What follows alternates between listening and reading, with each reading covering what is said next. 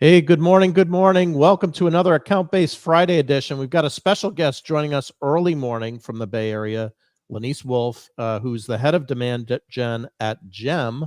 It's a mouthful there, but Lynnice has got an awesome background, which we're going to share from very big company McAfee, leading America's marketing there, to now demand gen at a very rapidly growing company, GEM.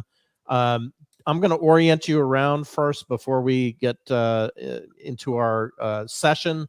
First, for starters, my co-host Meg Hewer, who's the former head of research at Serious Decisions, and I have been doing this for, gosh, I think it's 3 years, Meg, now, or I lose track of time. It seems like a long time. Yep. It's been 3 years, and then in the upper right corner of your screen, you'll see a UR code, and that gives you the ability to get access to over 200 plus videos over those 3 years of best practices.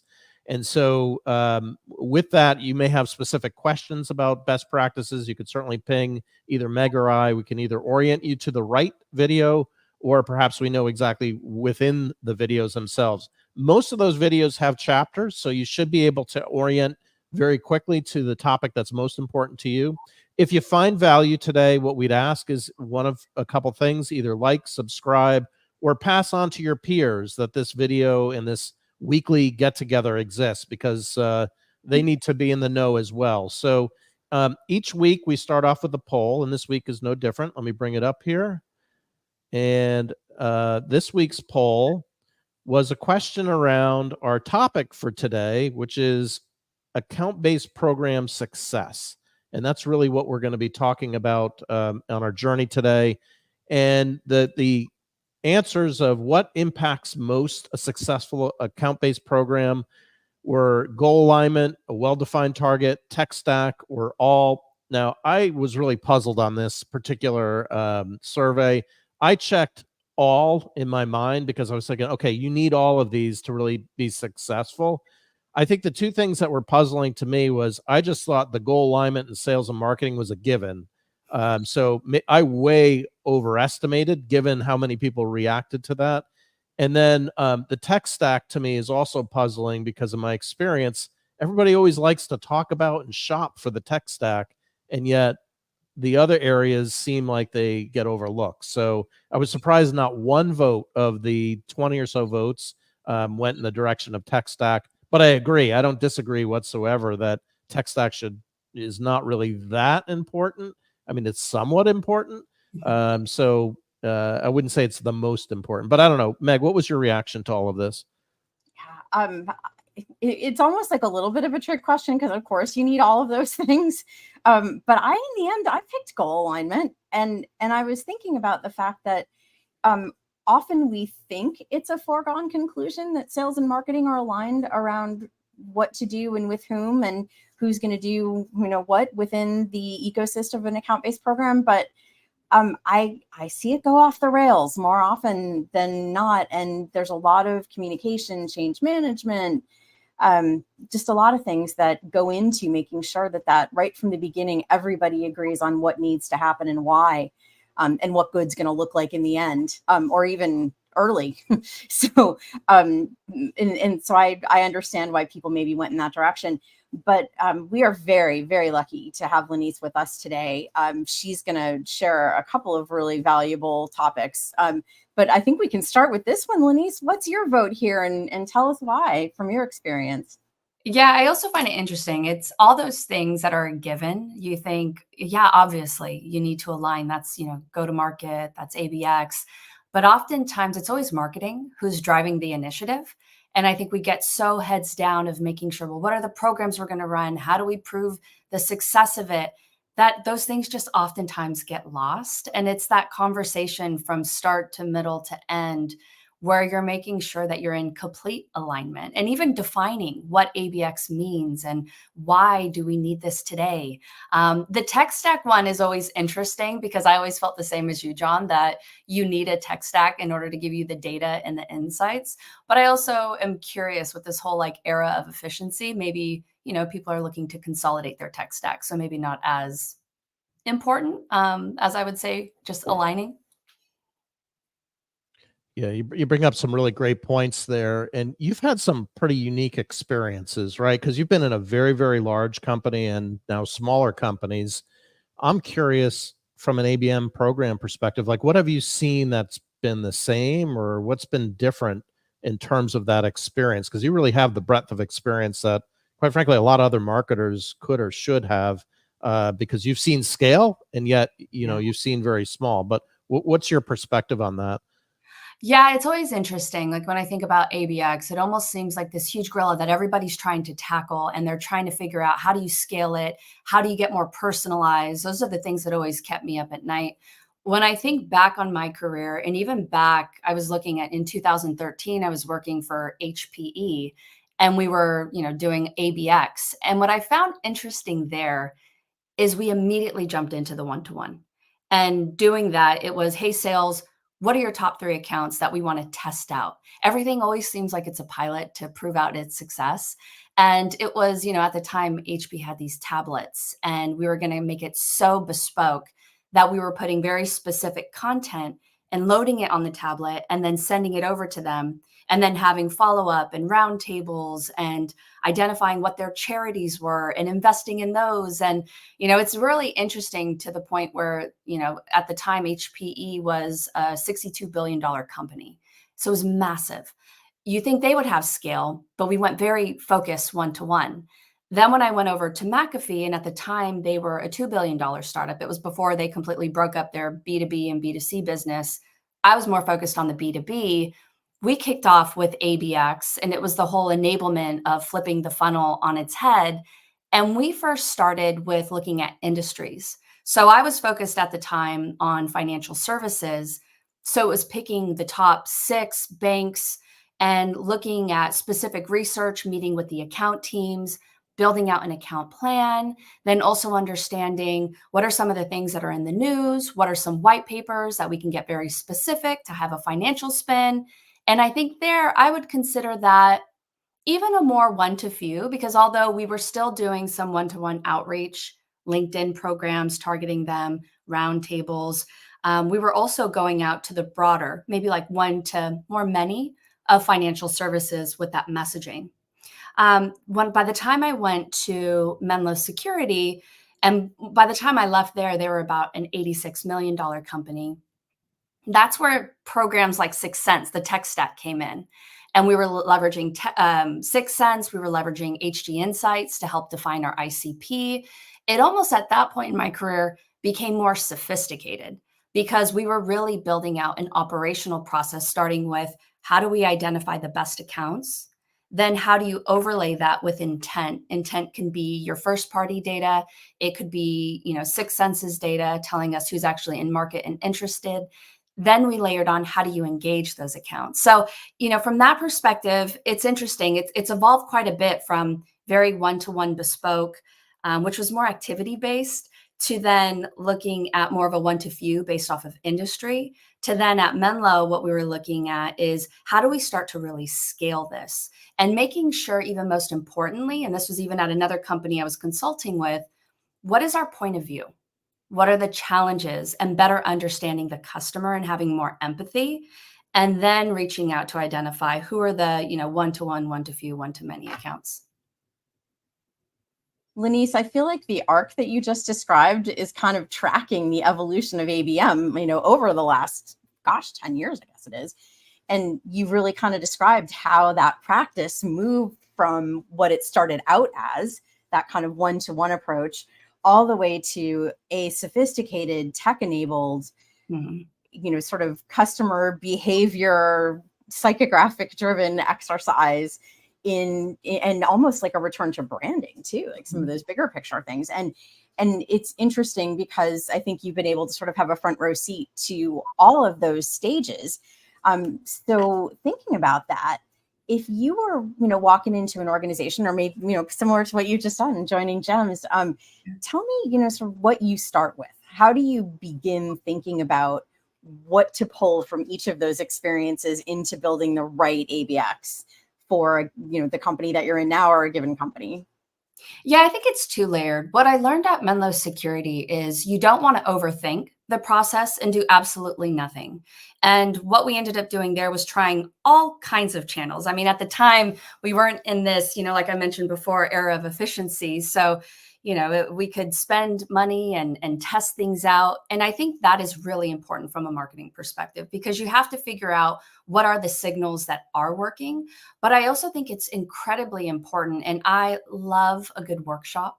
And part of that is bringing your team together very early in the process. While, yes, marketing is going to be the one that's driving the initiative, it's a total team effort.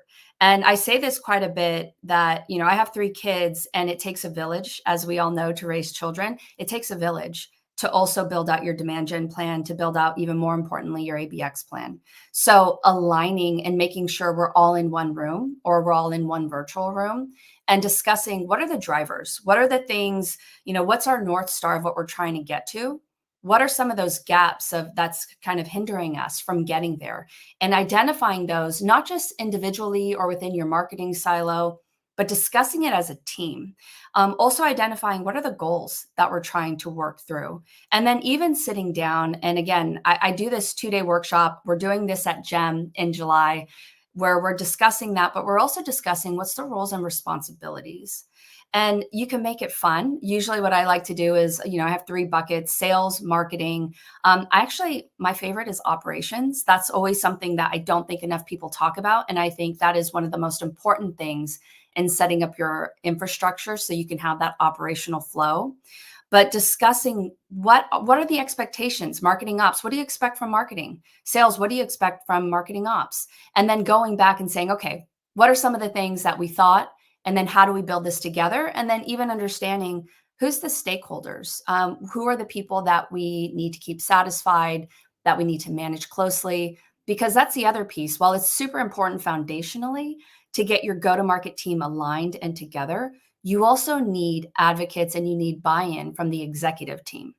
I found that, my last place where I was consulting, they had buy-in from the CEO.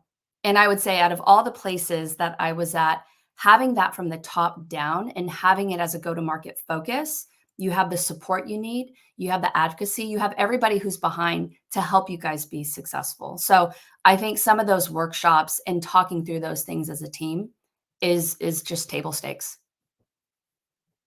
Yeah, it's interesting as you shared your experiences there, they perfectly line up with the poll, right? The poll was saying the number one challenge was really getting alignment between sales and marketing, with the overwhelming majority of people saying that that's a major issue. Maybe in preparation for your July conversation, based on your experience, what do you anticipate might be either different points of view or objections to getting to that alignment?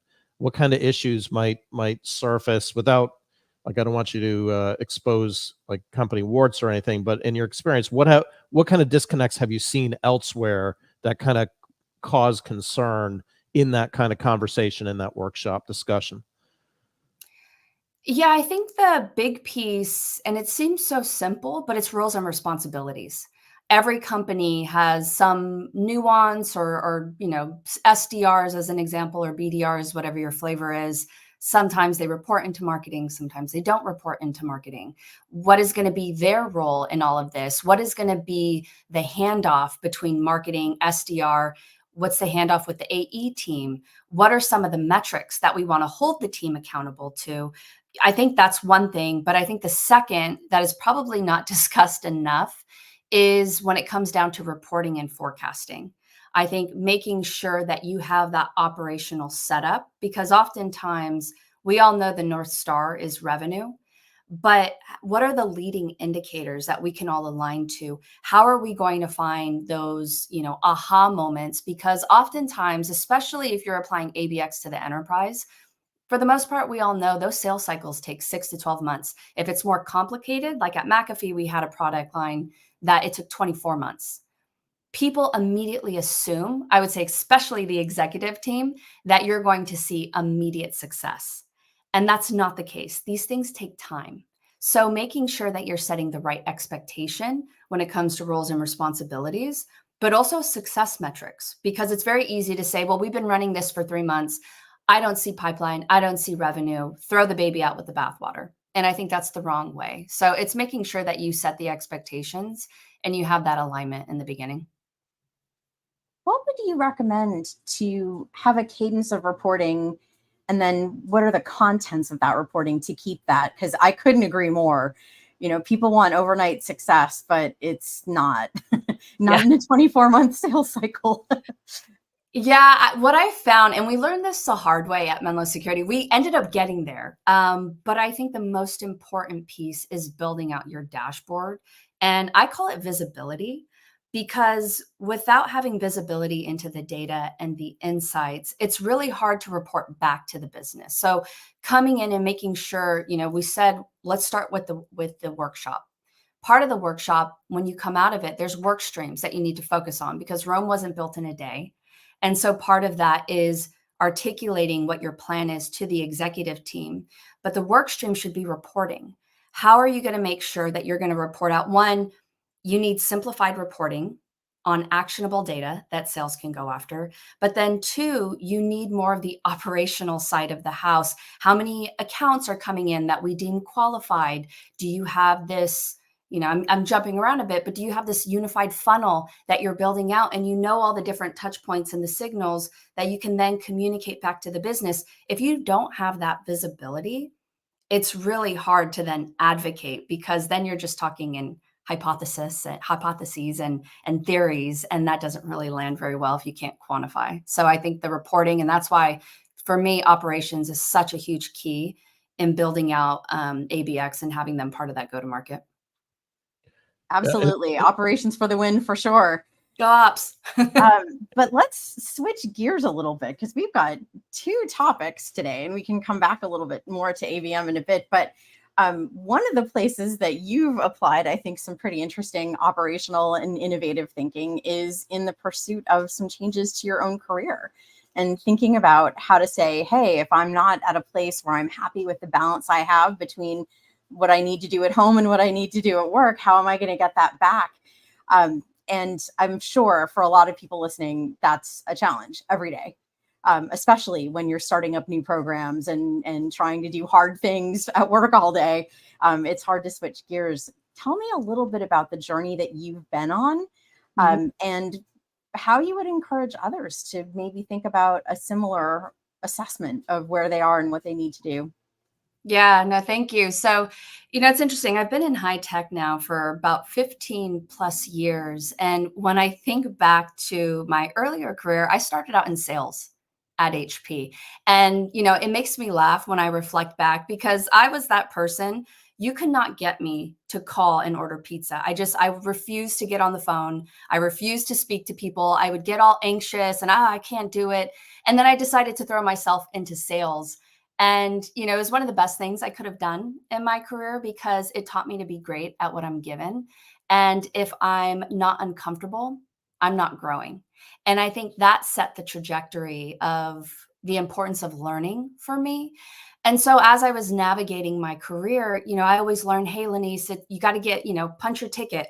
There's all these different areas that I need to continue to learn and grow in order to climb this arbitrary ladder. And I ended up doing that. I was jumping around at HP to marketing ops, which is where I found my love for data.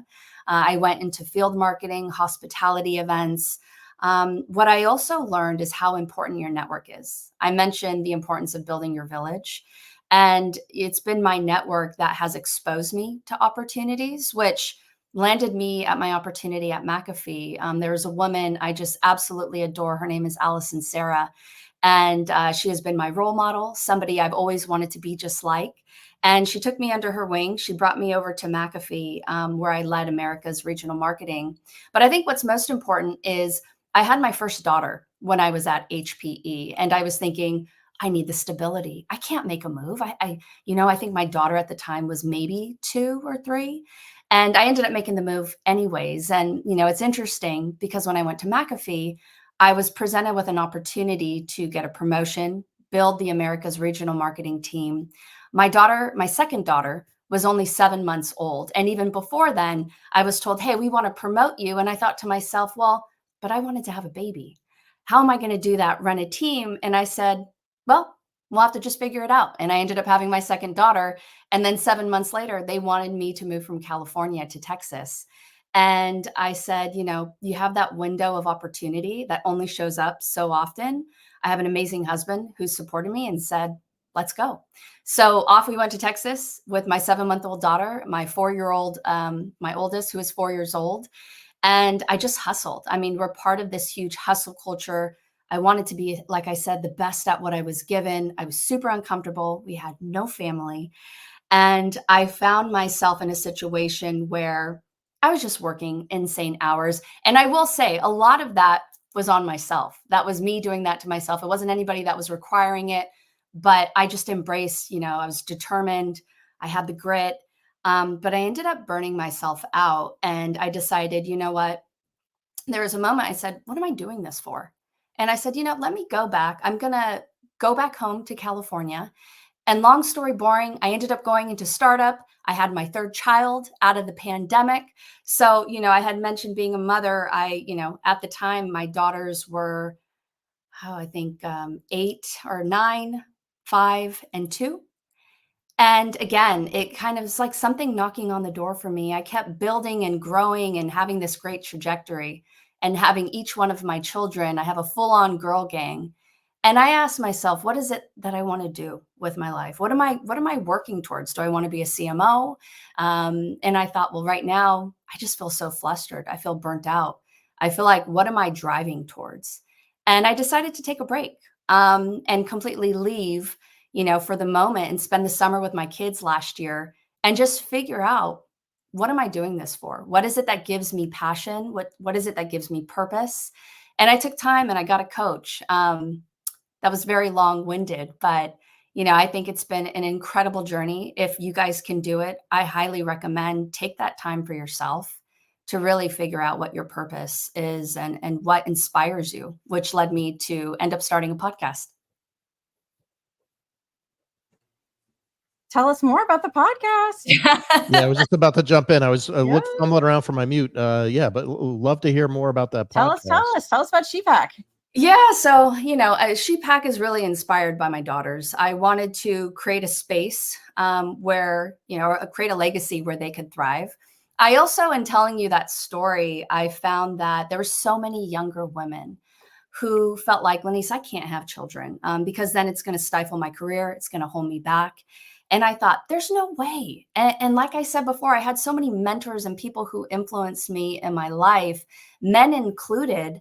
And, it was always those like one-off conversations where it was a one-on-one or, it was at, I don't know, some closed door event or something. And I thought, all of these people in my life, my mentors, my coaches, they have all inspired me. And I want to create a podcast where I can empower future female leaders through inspiring stories from industry leaders. So that's what I ended up doing with my spare time, is meeting with people, understanding their stories, because I think other people's stories and their journeys are so powerful. Oftentimes, and I know for myself, I've looked at other people and I thought, oh my God, well, they were just born amazing. I can't compare. But when you start to hear the barriers that they had to break through, the determination that they had, you just start to get inspired. And there's so many words of wisdom. And I'm very, lucky. Right now I have about 13 episodes so far. And each one of those women, while I wanted to, really have this for future female leaders, it's been an opportunity to also be inspired by them in my journey. So, it's been such a fun ride and figuring out my purpose, my passion, which also led me to GEM. So it's been fun. Just going back for a second, I just want to acknowledge the what you said about taking the time to kind of recharge, especially with your family. I think it works on both sides of the table too, with men and women. I don't have the opportunity to talk about it much, but I actually took the first year of my children's birth off, and that time is irreplaceable. So, and in this environment, I think you're spot on. Getting that time to recharge is critical. It's hard to do, like hard to make ends meet. Let's not kid ourselves, kind of thing. But if you can figure out a way to do it, oh my God, I was a totally different person at the end of that time off versus going from job to job. Like you said, you just burn out so quickly, because let's face it, these jobs are consuming. They're very, very consuming, and so are kids. Yeah. They can be consuming as well. So hats off for you to doing that. Just one quick question on the podcast. Has, as part of that process, because we've been doing this video vlog for 3 years, so I feel like we've learned a ton in terms of placement and format, and we continue to learn. Have there been any lessons learned out of the podcast that apply or could apply to demand generation that would be worth sharing? Yeah, so I mentioned I have 13 episodes that I've recorded so far. I think oftentimes we always feel like we have to create new content all the time. And what I realized is you can stretch so much of the content that you already have. You can make 30-second clips, 60-second clips, and promote those on TikTok. You can promote them on YouTube, really understanding who is in your ICP and taking what you do have and just repurposing it for all kinds of different channels. I think that's one of the biggest lessons that I've learned, and just having those conversations, but then also realizing that a lot of the time stories resonate with people. I think having some of that personal blended with your work, it just, we're all working people. We all have personal lives. And I think mirroring and kind of integrating and blending those two things, I found has been something that's been really helpful for me. And then even something that I feel like I can apply in my work life. It's good advice. And you just reminded me of thinking about, when you've got like a leftover turkey or something that's like really big to begin with. And by the time I'm on turkey quesadillas, we probably should be done with the leftovers. But your point is taken about, there's many ways to keep using content. Anyhow, Lynnice, we are very lucky to have your point of view on this. And I'm really excited that you're bringing those stories of how people have thought about constructing their lives and their careers and making it all work on your podcast. Thank you for doing that. And I'm glad your pause led you to that, that finding. What would be, given that we're in, sort of tail end of graduation season, what's your advice to people either graduating from high school or college, thinking about what's next? What would you offer to them that you've maybe learned from some of your podcasts or your own career? Yeah, I think two things. One, it's so important to be kind to yourself. I think we have these expectations of ourselves. I think we oftentimes go down the rabbit hole of comparing ourselves to other people. And there's two things I've learned along the journey is one, comparison is the thief of joy. And what that has also always meant for me is if I try to be somebody that I'm not, I'm holding back all the special powers that I was personally blessed with. I think the other piece that always, it was interesting. I saw this quote and it said, stop comparing your chapter 2 to somebody's chapter 25. And, those things resonate because it takes time. And I think the more vulnerable people become and you hear their stories, you realize you weren't just born amazing. It takes hard work. There's another woman that I met with. Her name is Cara Raposo. And she inspired me so much because her podcast is about finding purpose in your passion. And I think it's so incredibly important that you take the time to sit down and understand when you're 60, 70 years old, 80 years old, and you want to reflect back on what made you super proud about all the work that you've done. Remember that piece. What do you want to be known for? For me, it took me taking time off to be with my kids, to really just quiet the noise, to understand for me, my purpose is creating a legacy for my daughters where women can thrive and be empowered, even if they're a mother, or if they don't want to be a mother, women can still thrive. So for me, that has been my map and my guiding compass. And I would just encourage people to do the same and find yourself a coach. I think coaching, networking, building yourself around a village who is going to inspire you, help you to thrive. It's the most important piece in this journey.